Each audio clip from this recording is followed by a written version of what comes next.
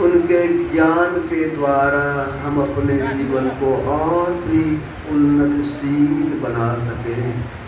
महर्षि नहीं, एक व्यक्ति नहीं, वह तो एक सिद्धांत है। उसके आधार पर हम अपना जीवन करेंगे तो उच्चता की, उत्कर्ष की ऊंची सीढ़ी पर हम जा सकेंगे।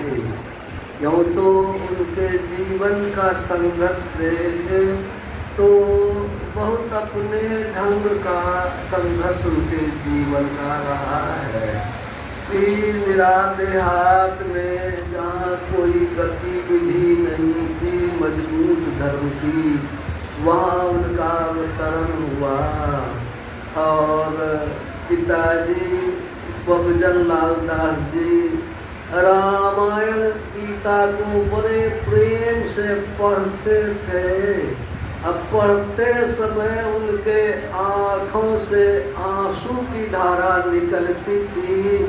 पिता का यह प्रेम देख करके पिताजी जब चले जाते थे तो रामायण निकाल करके ये भी देखने लगते थे कि क्या है लिखा हुआ, जो पढ़ते हैं तो रोने लगते हैं। और होते होते उनको श्री रामायण जी में मिला, देह धरे कर यही फल भाई, अब ये राम सब काम बिहाई। भगवान का भजन करना यही मानव जीवन का सर्वोत्तम लक्ष्य है, यह उन्हें बोध हुआ। दादाजी नसीब लाल दास जी थे, सवेरे चर्चा हुई है कि कायस्थ गुण के थे और इनके परिवार के लोग मांसाहारी भी थे, यद्यपि ये मांस मछली नहीं खाते थे। तो इस तरह से विपरीत परिस्थिति में माता जनकवती जी का ही कभी उम्र में शरीर छूट गया था। तो यह जो कहानी है, इनकी बड़ी बहन थी तो झूलन दाय जी, झूलन दाय को बहुत लोगों ने देखा होगा।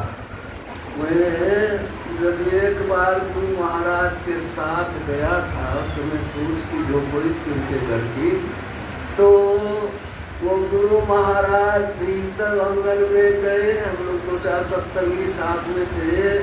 गुरु महाराज को कुर्सी पर बैठे, हम लोग आगे चटाई, लेकिन गुरु महाराज पहले गोसाई घर घुसे। गोसाई घर में जा करके प्रणाम किए। अब बड़ी बहन भी वहाँ थी झूलन दाय, तो उनको भी प्रणाम किए। बड़ी बहन ने आशीर्वाद दिया, बचपन से जो बड़ी थी वो। इस तरह से वहाँ से 2 भजन बैठ करके गाए। एक तो यही अखंड साहब को नाम और सब खंड है, अखंडित मेरु सुमेरु खंड ब्रह्मांड है।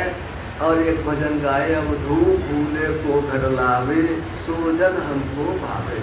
फिर हम लोग गुरु महाराज के साथ ही लौट करके धरारा आश्रम आ गए। लगभग आश्रम से उनके घर की दूरी 100-150 गज होगी, 200 गज समझिए। तो इस तरह से तो वो उनका जो है वो बचपन की विपरीत परिस्थितियों में भी पले। और थोड़ी चर्चा सवेरे किए थे हम लोग। बचपन में पहले का जो संस्कार था, कांटी गाड़ करके फूल को चढ़ाना, पानी चढ़ाना, ये भी कभी करते थे। और स्कूल से भाग करके एक बार वो ज्योत राम राय, वो रामानंद पंथ के साधु के यहाँ भी गए थे, वहाँ वे रहे भी थे कुछ दिन तक, फिर चले भी आए थे। इस तरह से शुरू से ही प्रवृत्ति जो है, पहले जन्म का जो संस्कार है उनको खींच करके ले जाता था। और 1904 ईस्वी में मैट्रिक की परीक्षा में, परीक्षा भवन में वो आया था अंग्रेजी में कि बिल्डर नाम की कविता की कुछ पंक्तियों को लिखें और उसका अर्थ भी लिखें। तो उन्होंने बिल्डर की वो पंक्तियां लिख करके उसका अर्थ लिखना शुरू किया। और लिखते लिखते भाव में वो पहले का संस्कार वह जग गया।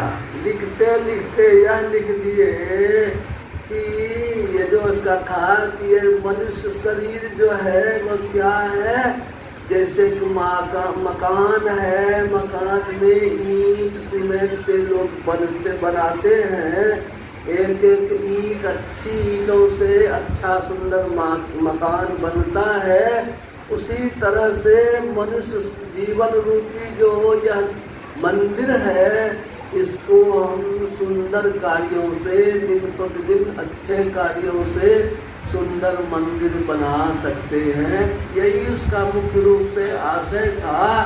तो मनुष्य शरीर का उपयोग लिखते लिखते यही लिख गए कि देह धर कर यही फल भाई, अभजिय राम सब काम बिहाई।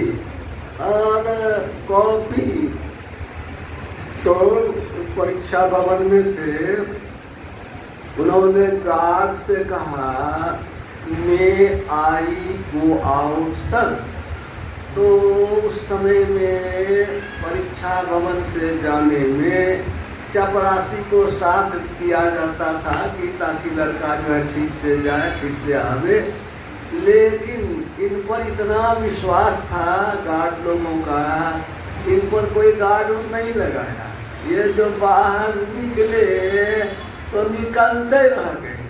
लोग कुर्ता धोती जो पहने हुए थे, पहने हुए ही वैराग्य का इतना जोर हुआ कि वे पूरा वो किशनगंज की तरफ चलते चले गए। कितनी संकटों को पार किए, एक नदी को पार किए तो खेवा मांगा। एक जगह तो खेवा में देखा ना वो घाट वाला, तो चेहरा देख के समझ गया कि भूखे है। तो उसने कहा कि देखो तो खा लो। कहा कि नहीं हम खाएंगे नहीं। कहा नहीं खाओगे तो खेवा दूं। तो उनको बांस का टुकड़ा दे करके वे चले गए कि यही दे दीजिए खेवा। तरह से वे कितना भटके, आगे में जा कर के भेंट हुई तो उन्होंने फिर और दरोगा जी का नाम बताया। तो फिर उनके यहाँ जा कर के रहे। यहाँ कितना दूर तक ठोकर खाते खाते फिर अंत में उन गुरुजी के पास रहने लगे। वो ज्योतराम राय का जो था वहाँ रहते थे, तो गुरुजी की सेवा करते थे। वो जो गुरुजी थे वो रामानंद संप्रदाय के तो पढ़े लिखे लोग थे। मैट्रिक की परीक्षा देने का मतलब उस समय में बहुत विद्वान होने की बात होती थी, क्योंकि बहुत कम लोग इतने पढ़े लिखे होते थे। तो ये पढ़ते थे तो इनको समझ में नहीं आता था, तो पूछते थे किसका क्या अर्थ होगा। एक शब्द मिला परिमल। परिमल मतलब पवित्र होता है, स्वच्छ होता है। तो पूछा गुरु जी से कि इसका क्या माने होगा। गुरु जी ने कहा कि जब आवेश आवेगा ना, उनकी पत्नी को जो गोसाई खेलती थी, तो कहा उस दिन जिस दिन इसको होगा तो तुम पूछ लेना। जब उस दिन वो आवेश में थी, इन्होंने पूछा कि परिमल शब्द का क्या अर्थ होगा। तब वो कहती है कि वो परिमल गलत है, परवल परवल। समझ गए? तो जो समस्या का समाधान यहाँ नहीं होना है। इस तरह से वे वहाँ रहते थे, सेवा करते थे। अब पोस्ट ऑफिस वहाँ पर था, चिट्ठी के लिए जाते थे गिराने के लिए। उस समय में डाक विभाग था। तो वहाँ पर दो मित्र रहते थे, धीरज लाल गुप्ता जी और रामदास जी। तो वहाँ पर बातचीत होती रहती थी। वे लोग भी गुरु की तलाश में थे कि कोई अच्छे गुरु मिल जाए। तो उन लोगों को भी होता था। एक बार उन लोगों ने कहा कि मध्य प्रदेश में एक जगह है, वहाँ पर छत्तीसगढ़ में वो जो है वहाँ पढ़े भी कि वो ऐसा कितना अवतार होगा, उनके देह में छाया नहीं होगी। इस सब तरह से वो उनको मालूम हुआ तो वो गए देखने के लिए छत्तीसगढ़। उधर जब गए तो देखा कि वैसा कुछ नहीं है। अब वहाँ का जो साधु था देखा कि युवक है, पढ़ा लिखा है, बहुत बढ़िया चेला बनेगा, इसलिए खूब आदर सत्कार किया। लेकिन ये समझ गए कि यहाँ फिर हम थका जाएंगे, तो इनके मन में झिझक हो गई, तो फिर लौट करके चले आए। और उन लोगों पर जो है वो बड़ी जो है उन लोगों को ये तकलीफ हुआ कि लोग झूठ मूठ का मुझे परेशान कर दिए। इस तरह से यह चलता रहा। एक बार की खोज में तो भूखा बीमार पड़ गए, वो खेत के मेर पर, अब वो उसी हालत में लेट गए। कितना कष्ट हुआ होगा। और समझिए कि इस तरह से वो चलते रहे पर प्रचार गुरु की खोज में। और फिर इस तरह से ये कई जगह अच्छे भी मिले लोग। पीछे वो जब रामदास जी और धीरेन्द्र लाल गुप्ता